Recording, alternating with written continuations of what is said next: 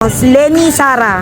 Sara, Bakit po si Sara, sir? kasi mas malaking bagay yung unang-una sa kanyang father. Then, second choice, Sara ay isang bata pa at malaking bagay sa ating bansa.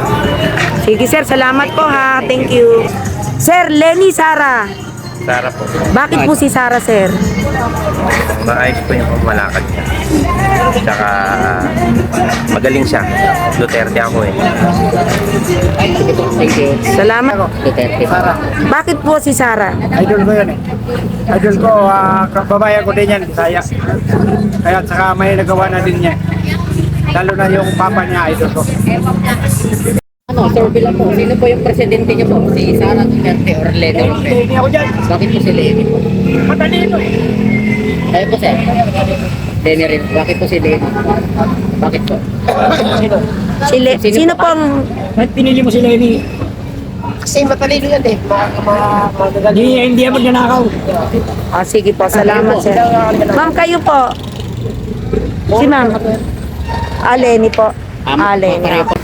Si Sara Duterte. Bakit po si Sara, Alam mo sir? kung bakit? Sige po.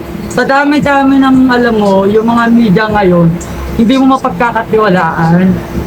Kasi alam mo, sa dami-dami ng problema ng Pilipinas, ang naisip ng solusyon yung impeachment. Which is hindi naman dapat. Dapat yung mga nagnanakaw ang managot. Yung sa flood control, hindi nila kayang solusyonan. Kita mo, nagano sila ng investigasyon, pinatitigil nila. Kaya para sa akin, Sara Duterte, kasi alam mo kahit anong paninira nila, hindi nila matitinig ang Duterte dahil kami mga Pilipino, todo ang suporta sa mga Duterte. Yun lang. Salamat, sir, ha. Salamat. Mukhang kabilang po ba kayo sa Gen Z, no? Or hindi na? Masasabi kong pabilang pa rin. Kabilang ka rin. Ano po mensahe niyo po sa ibang mga Gen Z na mukhang Sa akin, naniniwala sila sa mga... Ganito lang ha. Para sa akin, para sa mga Gen Z, huwag ka na tayo, matuto tayong magmatsyag, mangilatis. Huwag tayo basta-basta naniniwala sa balita. Ilang balita na ba ang pinalabas ng mga media? Na puro mga kagaya nung binalita nila itong nakaraan lang. Manta kayo mas si Enrile na buhay muli. O, nalata nagwalo sila gumagawa sila ng mga kasinungalingan.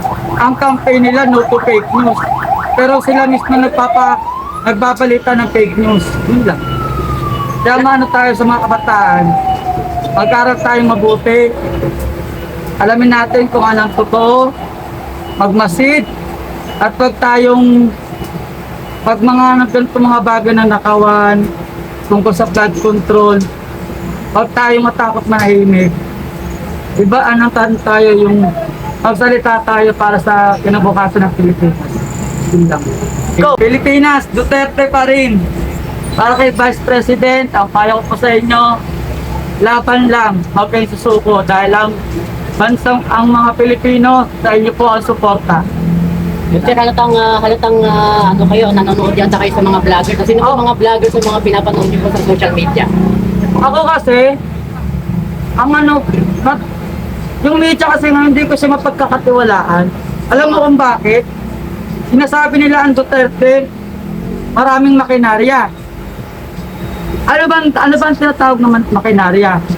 Ito yung nagbibigay ng mga maaaring magtakip ng mga baho nila, ganyan. Isa na dyan ang number one dyan ang media. Dahil ang media nationwide. Pwede nga natin matawag na worldwide eh. Kasi yan nabibigay ng balita sa mga tao. Kaya para sa akin, yung kahit yung mga lumalabas sa mga media, di na ako naniniwala kasi ilang beses na pang mga balita na napapanood ko. Ang daming mga anomalya, ang daming mali. Pagdating sa kasiraan ng mga Duterte, active sila, balita nila.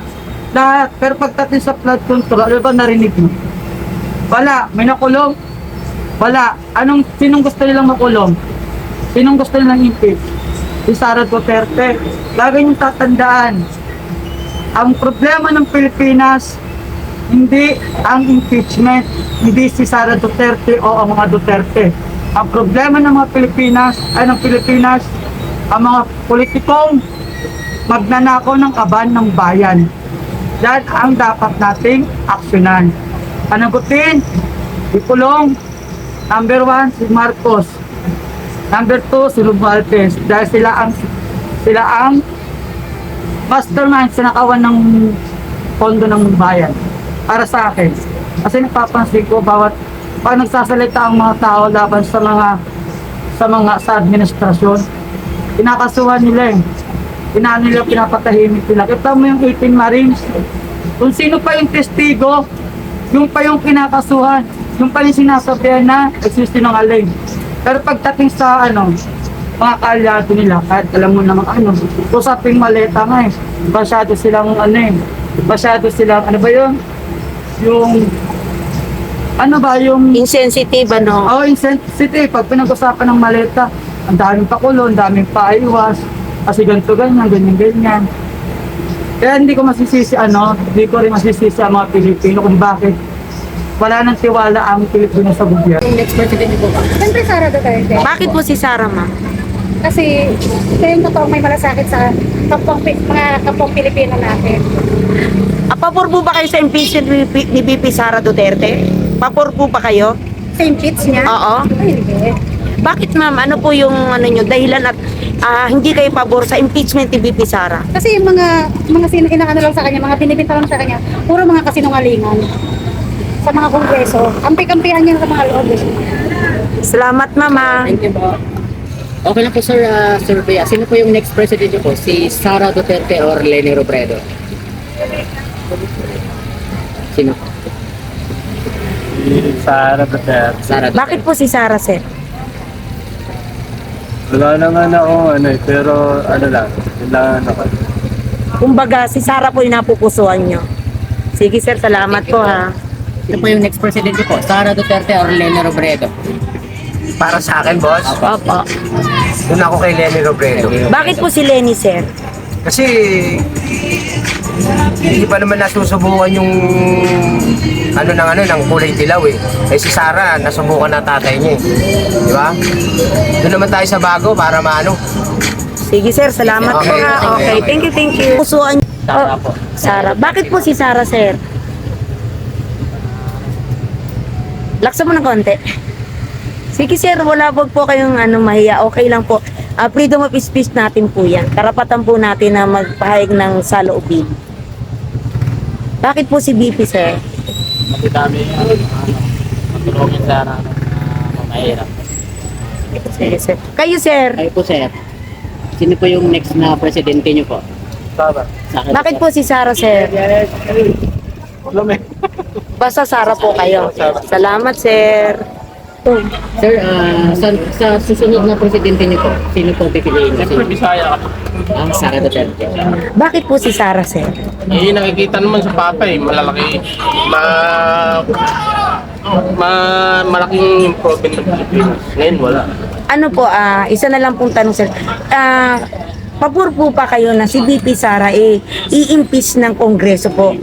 Bakit po, sir? Ano po sa palagay nyo na... Lahat naman po sila, compilation funds, lahat naman po sila mayroon. So, hindi po kayo pabor na si VP Sara ay ma-impeach? Sige, sir. Salamat Thank po, you po, ha. thank Thank you. you.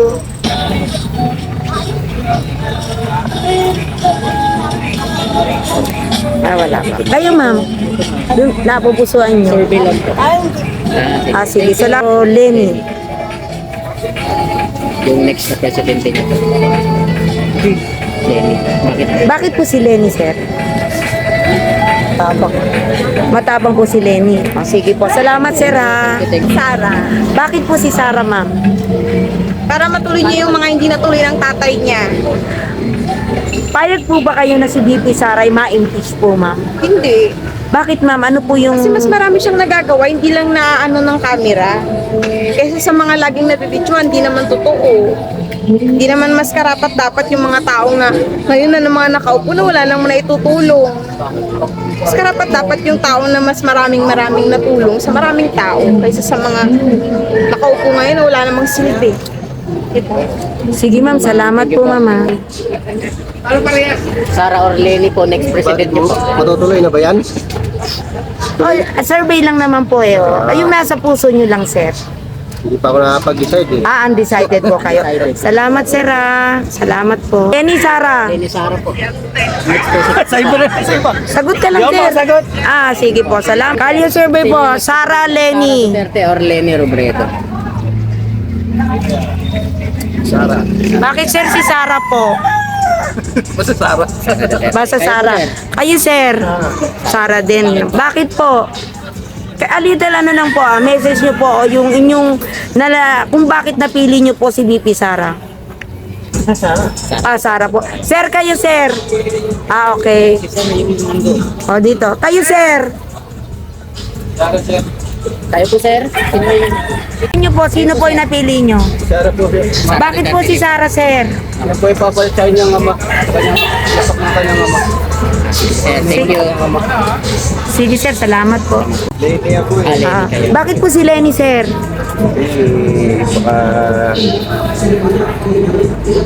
Baka mas okay. Mas okay po si Lenny. O, sige, sir. Salamat po, ha. Nanungulan may puso at ang iniisip ang paglilingkod sa mamamayan.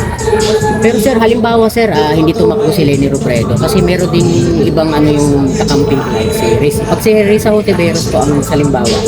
Wala na ako. Nalilito na, nakakalito na talaga kung sinong magaling ako. Opo. Basta po kayo si Lenny. So ngayon Lenny lang po Wala talaga. talagang yung may puso at saka yung bukal sa yung kanila talagang tungkulin ang kanilang gano'n hindi yung alam mo na naman ngayon napakarami nang nangyayari sa hirap tayo.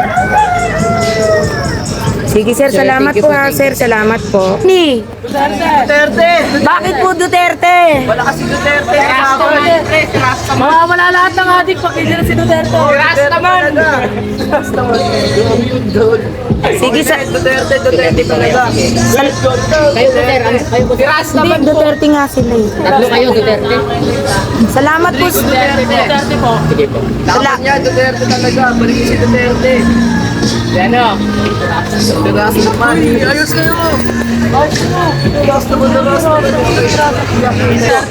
Sa, ano po? Bakit po si Sara, sir? Duterte. Sara. Uubusin mga ating sa looban. Bakit marami na ba ulit? Pero secret lang. Oh, sige, salamat. Hindi pa ako boboto sa susunod ko. Hindi si mama. Sara Duterte. Bakit po si Sara, sir? Bakit po si Sara? Hindi lang malakas. Ano pa? Bagyo pa? Kayo, ma'am. Kayo po ma'am. Sara. Sara din, asi.